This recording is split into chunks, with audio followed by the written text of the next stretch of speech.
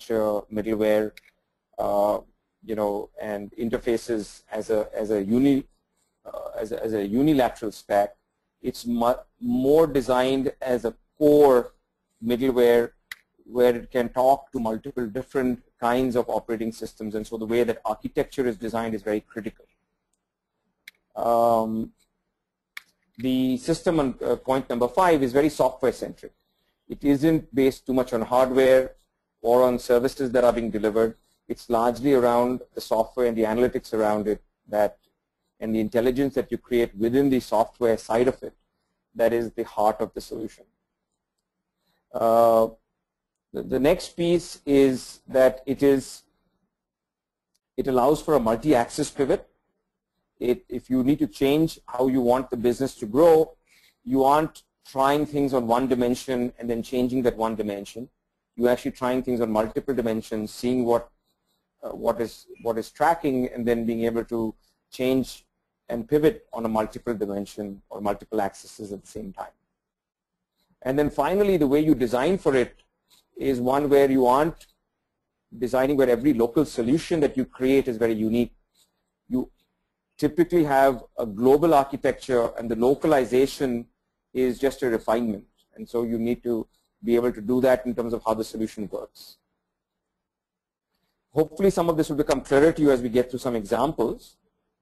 But here's why nonlinear is actually very interesting. So one is it typically has very high margins. It could have some fixed costs, but the actual marginal costs for growth aren't very high, and so it's a very high margin business. And therefore, as you look to scale up, you're looking at high profitability. The second is the initial cost is quite flexible. You have choices since it's based on open architecture and open solutions. You can decide what's the best way for you to design around it. There's lots of freeware available. And so you can be quite flexible about how much you want to invest to begin with. The third is you can co-opt partners along the journey and therefore also use them as part of your marketing muscle or your approach into the market, and then they therefore offset some of your marketing costs as you're growing the business. The fourth is because it's got all these different facets, you have multiple waves of growth. You're not just looking at growing one business and then competing around that one business.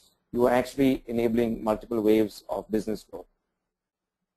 The fifth is you have long tail revenues, which are always exciting because that's what drives a lot of value and valuation in a business.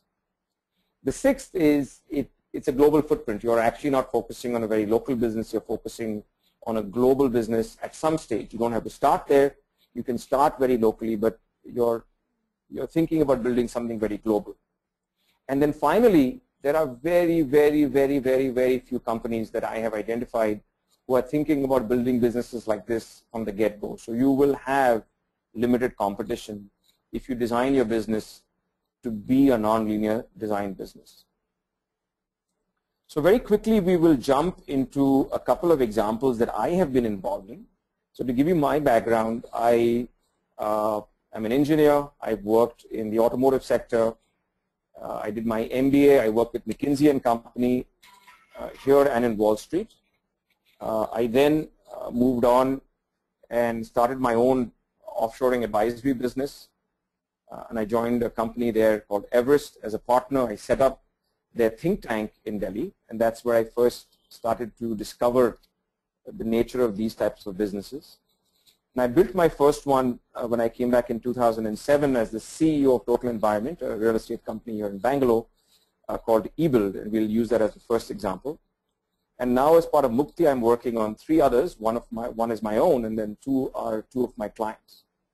And all these 4 have been designed around this concept of being a non-linear type solution. So let's start with the first one, which is the home business, and it's all around home design. And the solution is a platform called eBuild. I did this as part of my stint at Total Environment. And if you look at design of a home, and I've done this entire cloud of different questions, a home comprises all of these things, and these are questions for a consumer. How many rooms do I want? How do I want to use my rooms?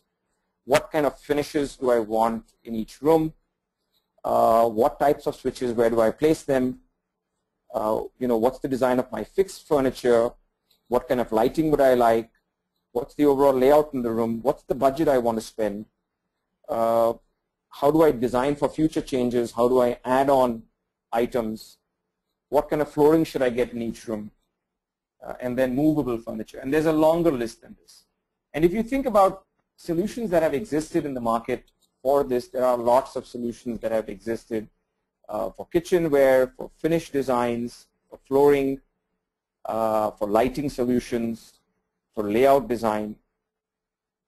And these are all specialist solutions.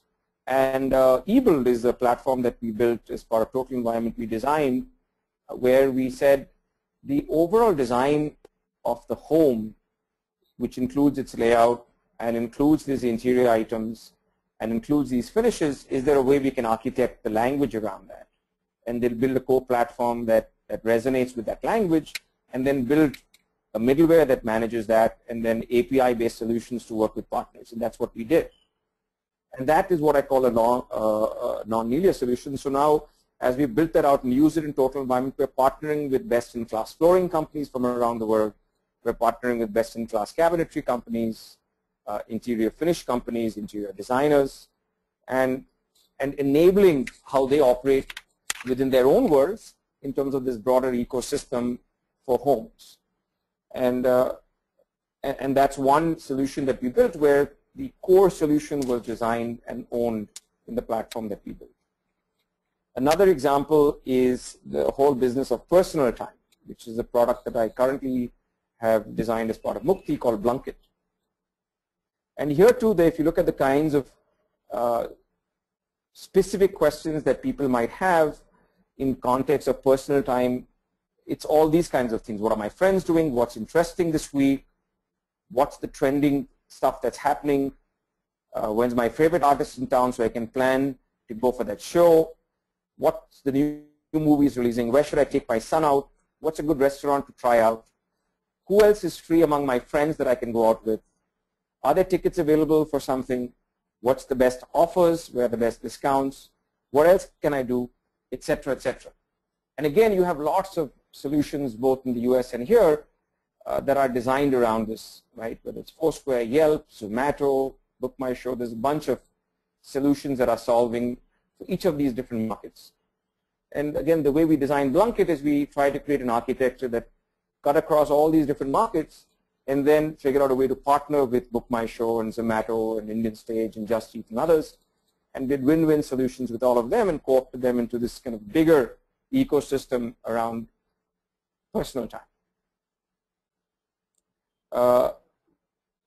Around this, just again, same analogy if you apply to spaces, there is the whole world of spaces getting smarter, and you have TVs that you can turn on smartly, you have doors you can open, you have security solutions that you can put in place, you can turn on and turn off your lights, you can control temperature, you can optimize energy, you can turn on your washing machine or your bake, you can sense children in bedrooms in terms of for security or safety reasons, you can stream music, and again there's lots of specialist solutions that exist for a lot of these things, all the way from video door phones, IP cameras, dimmer solutions, smart switches, electronic locks, sensors.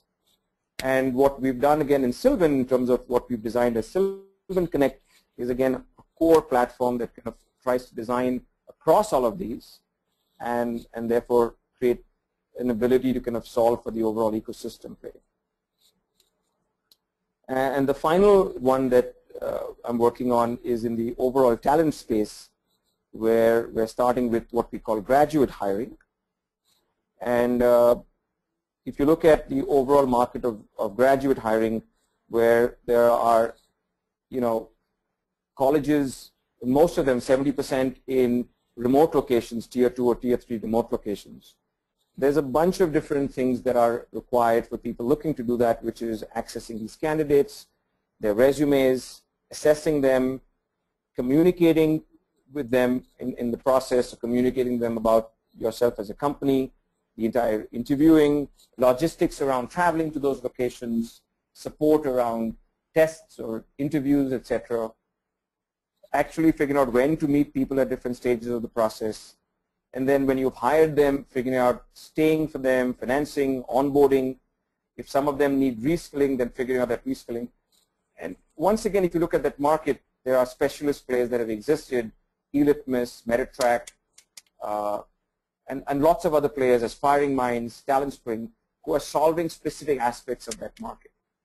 And Employability Bridge is another company I work with, which is trying to kind of create the core platform that can integrate across all of these and create what we call an ecosystem play that allows for a non-linear type of business solution.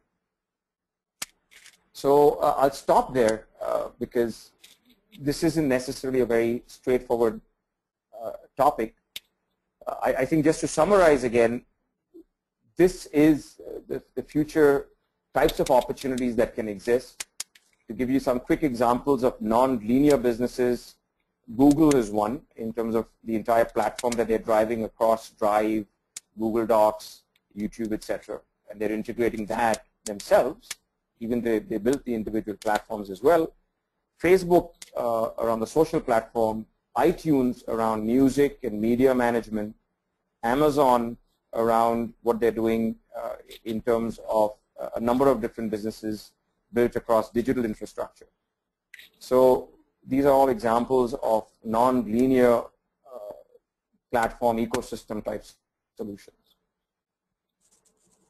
And that's the businesses that I'd like to focus on emulating in terms of creating the next wave of these type of solutions.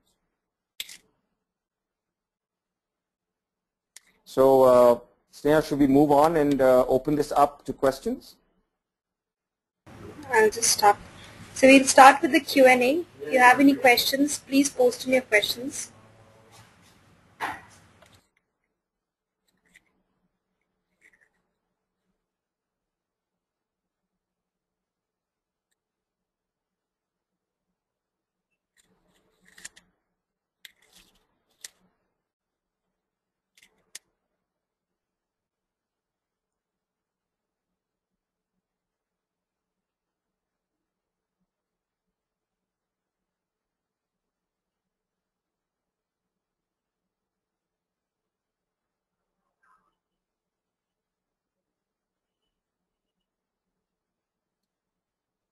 Our first question is from Saif.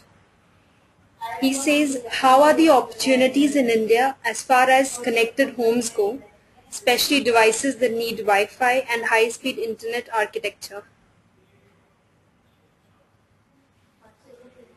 So, Saif, if you just look at Bangalore in 2009, if you look at the number of projects that existed for smart homes, there were just 5 projects for smart homes in 2009. And they were largely in the 1 crore plus project type. And so the market was small. If you look at what we tracked this year, there's about 80 projects where the builders themselves have designed smart homes as part of their spec, right? And they're trying to sell them as smart homes. You have Shobha, Brigade, a number of them doing that. And many of them are trying to solve that with the infrastructure. Today, that market size has grown where just in Bangalore alone, it can be considered to be a $30–40 million business. And it's growing rapidly. And if you look at the top 10 or 12 cities, it's a pretty large business. And it's been driven by the fact that, yes, Wi-Fi, I think that the largest driver of that has been the fact that mobile devices, access devices, your iPads and your phones are in consumers' hands, and they can do a lot more things with it.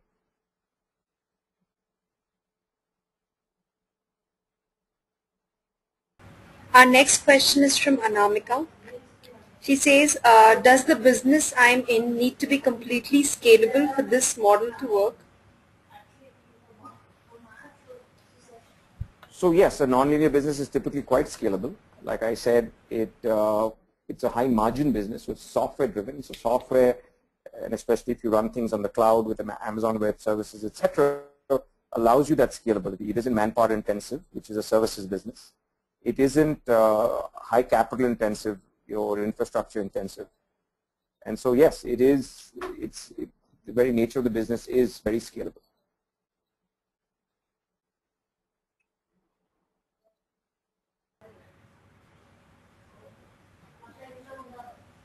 Any more questions?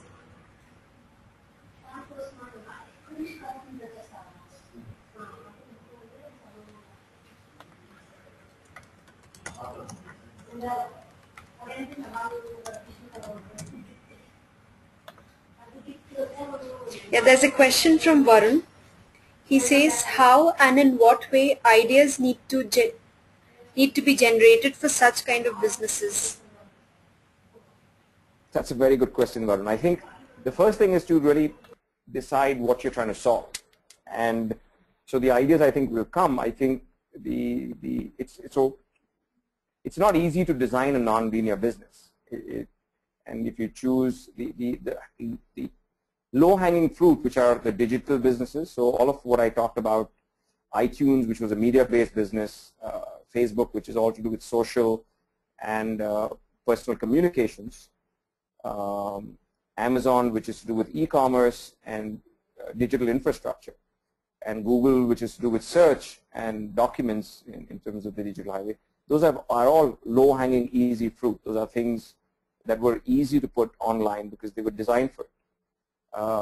The smart spaces solution, the Silvan Connect, has been a very complex solution, right? Where we try to integrate hardware, software, a number of these different interoperable technologies to kind of come up with the solution. It's taken a team that has 100+ years of experience from TI and other places to kind of work this out over the last 4 years.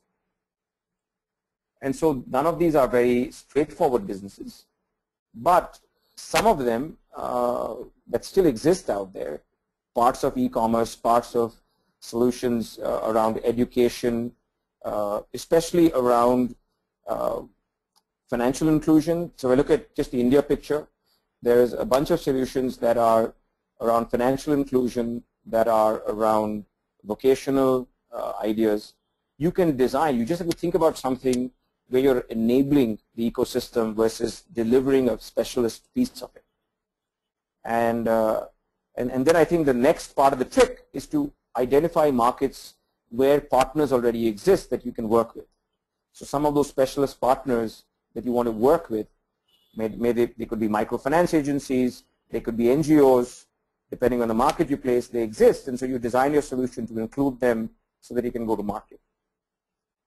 And so, for example, to give you the example of Blunkit, in Bangalore, we've had to work with and tie up with partners like Book My Show, Just Eat, and others, because they exist, and then I design my solution to kind of work around what they already bring to the market.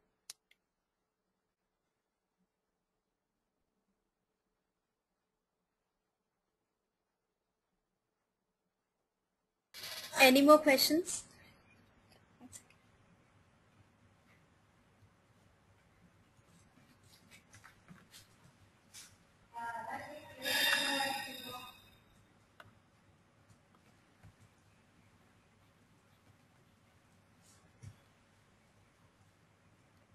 Joe, I think we have just these many questions for the webinar, so we'll just finish the webinar. Oh, there's another question.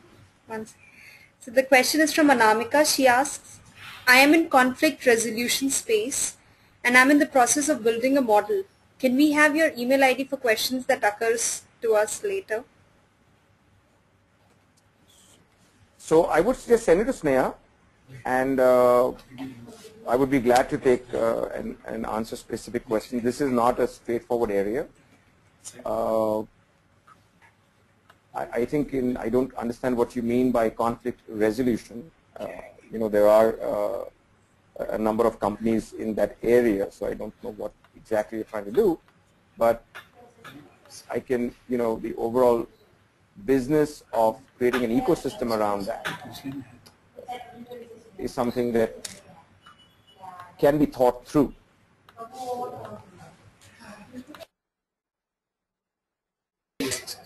So thank you, Joe, for that interesting session. Thank you to all our attendees. Please do send in your feedback to us at eclub@nenglobal.org. And if you found the session interesting, feel free to blog and post about it. NEN Entrepreneur Support and Training is conducting a 2-day workshop for entrepreneurs on tools for growth on April 19th and 20th at Indore. The workshop will include panel discussion and mentoring session by experts. For more details, visit our website eclub.nenonline.org. Thank you once again and have a nice evening. Thank you. Thanks, ma'am. Thanks, everyone.